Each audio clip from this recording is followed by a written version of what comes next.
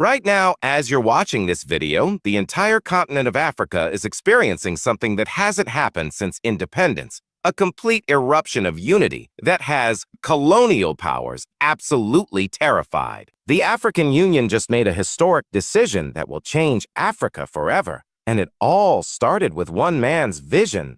Ibrahim Traoré didn't just inspire Burkina Faso. He's now inspiring the entire continent to do something revolutionary that will shake the foundations of Western control over Africa. They want to completely redraw the African map and eliminate every single colonial boundary that has kept Africa divided for over 150 years.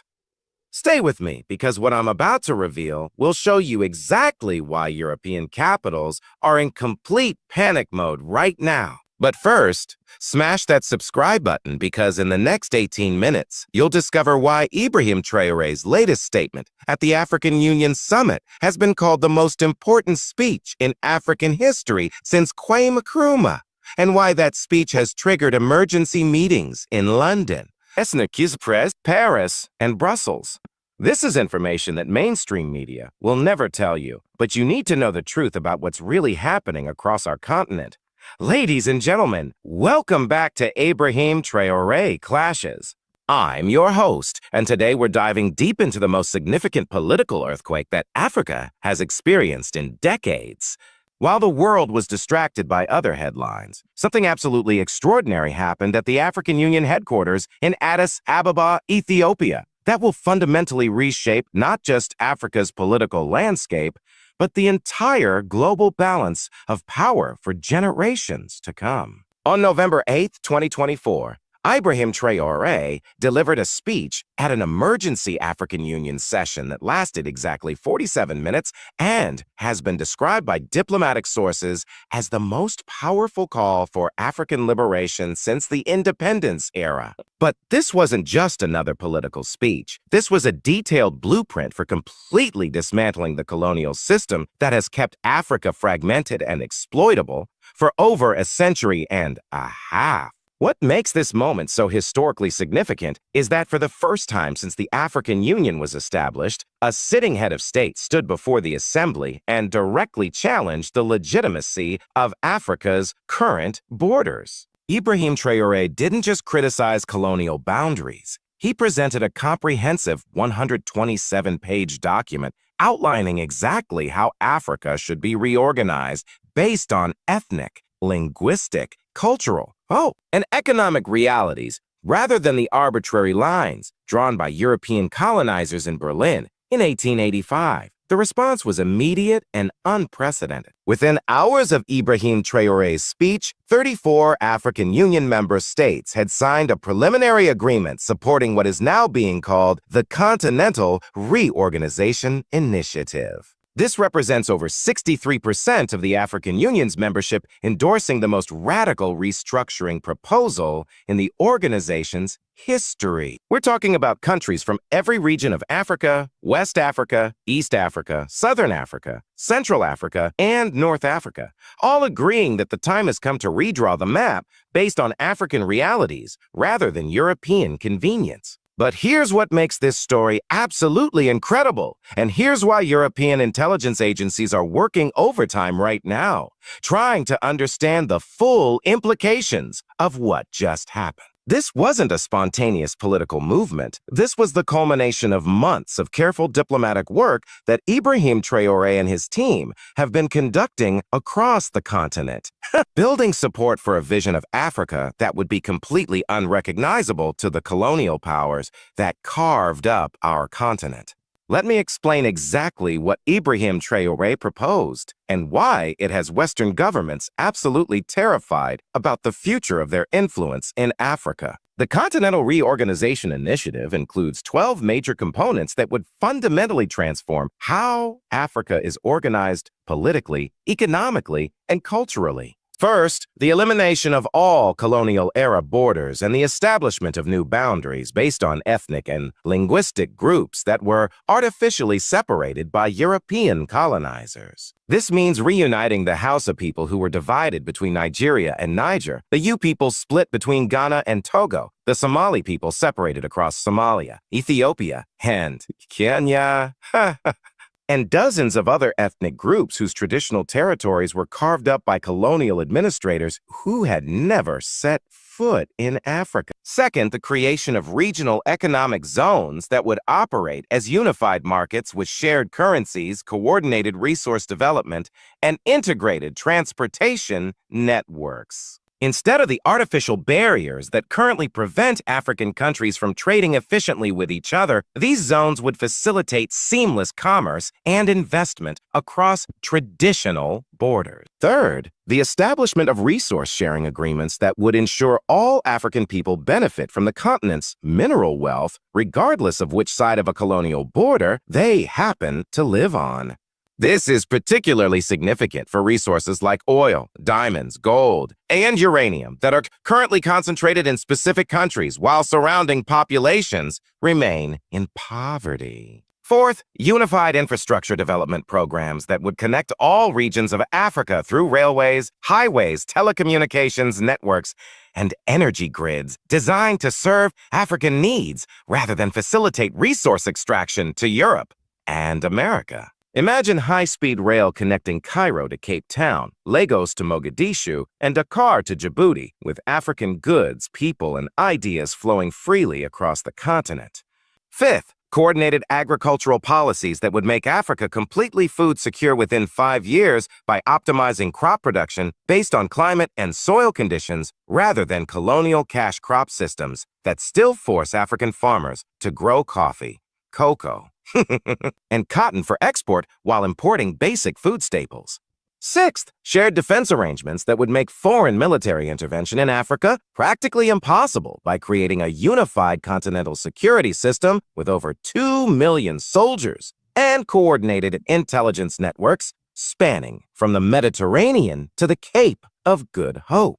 Seventh, common educational standards and exchange programs that would allow any African student to study anywhere on the continent and ensure that African history, languages, and cultures are taught from African perspectives rather than European colonial narratives that still dominate many educational systems. Eighth, unified healthcare systems with shared medical research facilities, disease prevention programs, and pharmaceutical production capabilities that would make Africa independent of Western medical companies and better prepared for health crises like the COVID-19 pandemic that exposed our continent's dependence on foreign healthcare systems. Ninth, coordinated environmental protection policies that would address climate change, desertification, and resource depletion through continental-scale conservation programs and sustainable development initiatives designed and implemented by Africans for African benefit. 10th, shared technology development programs focused on innovations that address specifically African challenges, from mobile banking systems that work in areas without traditional banking infrastructure to agricultural technologies adapted to African farming conditions and renewable energy systems optimized for African climate patterns. 11th, unified diplomatic positions in international organizations that would give Africa a collective voice proportional to our continent's population and resources rather than the fragmented representation that currently allows Western powers to play African countries against each other in forums like the United Nations, World Bank, and International Monetary Fund. And 12th, the most revolutionary component, a continental constitution that would establish the legal framework for this new Africa while protecting the rights of all ethnic groups, ensuring democratic governance at all levels, and preventing any single region or country from dominating others. The implications of this proposal are so staggering that within 24 hours of Ibrahim Traoré's speech, emergency meetings were convened in every major Western capital. The French Foreign Ministry held a crisis session that lasted until 3 a.m. The British Parliament called an emergency debate on African political developments and their implications for UK interests. The European Union's Foreign Affairs Council scheduled an urgent summit to discuss coordinated responses to African political initiatives. Why this level of panic?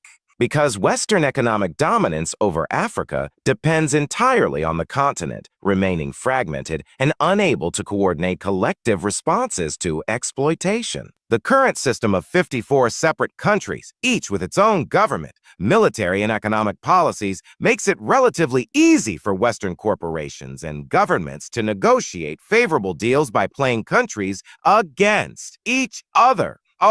Offering small benefits to individual nations in exchange for access to vast resources that benefit the entire continent.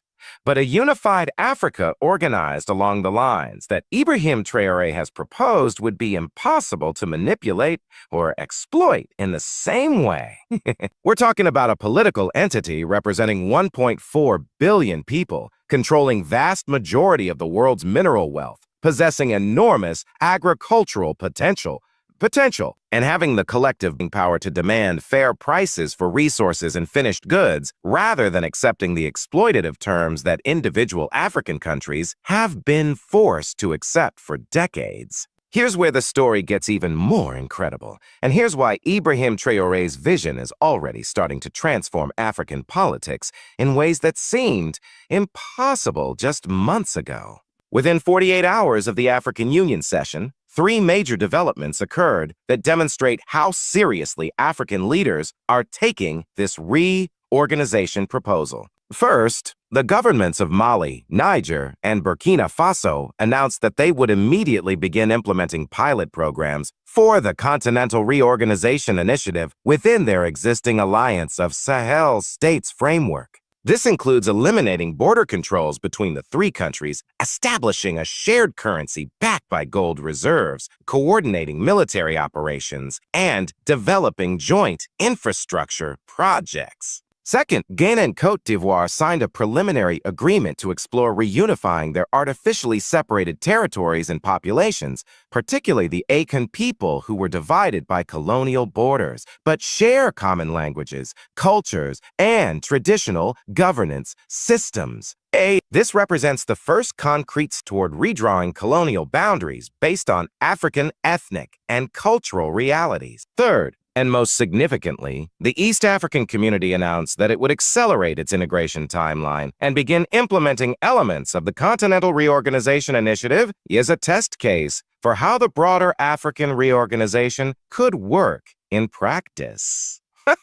We're talking about Kenya, Tanzania, Uganda, Rwanda, Burundi, and South Sudan moving toward political and economic unity within the next 3 years.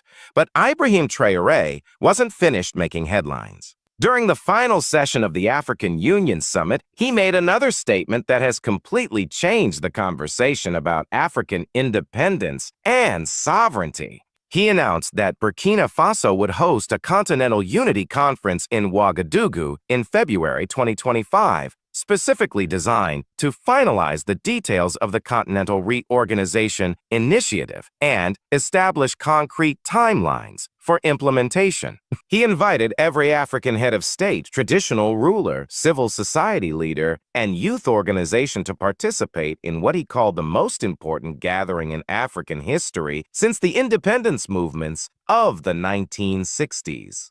The stated goal of this conference is to adopt a formal continental reorganization charter that would serve as the legal foundation for redrawing Africa's political map. The response has been extraordinary. Within 1 week of the announcement, 41 African countries had confirmed their participation, including major powers like Nigeria, South Africa, Kenya, Ethiopia, and Egypt. Traditional rulers from across the continent, representing ethnic groups that were divided by colonial borders, have pledged to attend and provide input on how boundaries should be redrawn to respect African cultural and historical realities. Most importantly, youth organizations across Africa have embraced the Continental Reorganization Initiative as the framework for building the Africa they want to inherit. University students from Morocco to Madagascar are organizing solidarity campaigns, social media movements are spreading awareness about colonial border issues, and young African professionals are developing detailed proposals for how specific aspects of reorganization could be implemented. But Western powers are not sitting idle while Africa organizes for unity.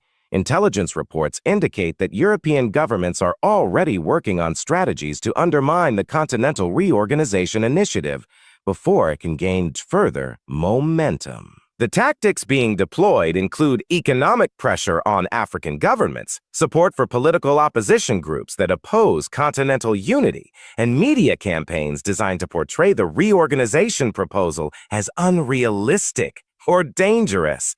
France has quietly increased military aid to African governments that have not yet endorsed the Continental Reorganization Initiative, while simultaneously reducing support for countries that have expressed interest in the proposal.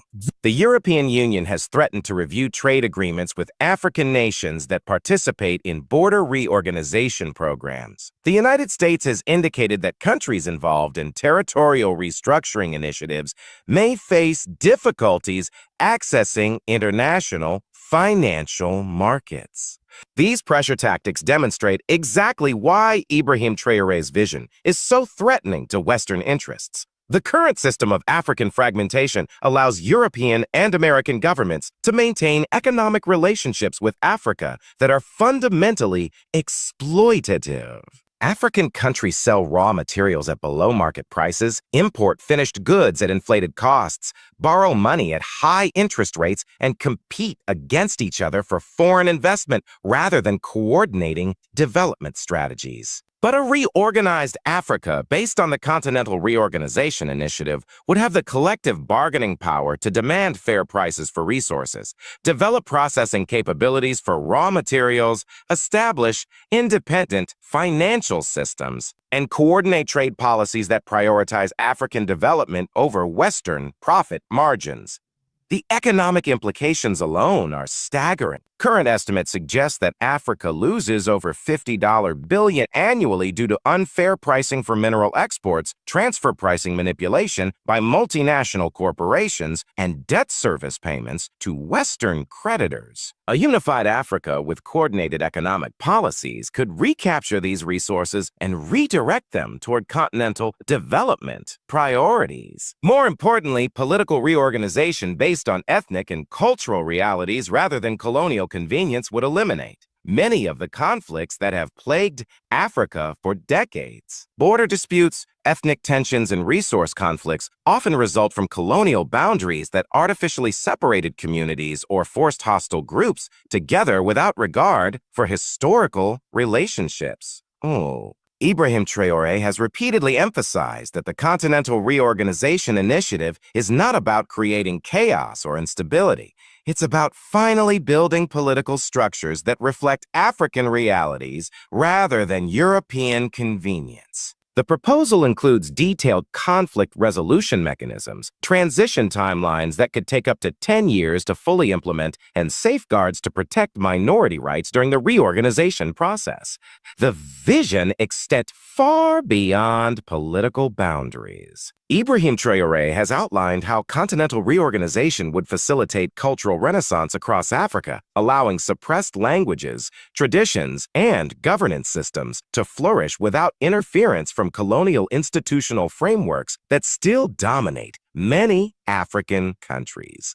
Educational systems would be redesigned to teach African history from African perspectives, celebrating the sophisticated civilizations that existed across our continent long before European contact. Traditional African governance systems, many of which emphasized consensus building and community participation, could be integrated with modern democratic institutions to create hybrid systems that reflect African values while meeting contemporary needs. Economic development would prioritize African priorities rather than foreign demands. Instead of focusing on export-oriented extractive industries that benefit foreign consumers, reorganized African territories could emphasize manufacturing, technology development. The response from African diaspora communities has been equally enthusiastic. African Americans, Afro-Caribbeans, and African communities in Europe have organized solidarity campaigns supporting the Continental Reorganization Initiative. Many see this as an opportunity to strengthen connections with ancestral homelands and potentially participate in building the new Africa that Ibrahim Traoré has envisioned. Remittance flows from diaspora communities to Africa exceed $90 billion annually, representing more than total foreign aid from Western governments.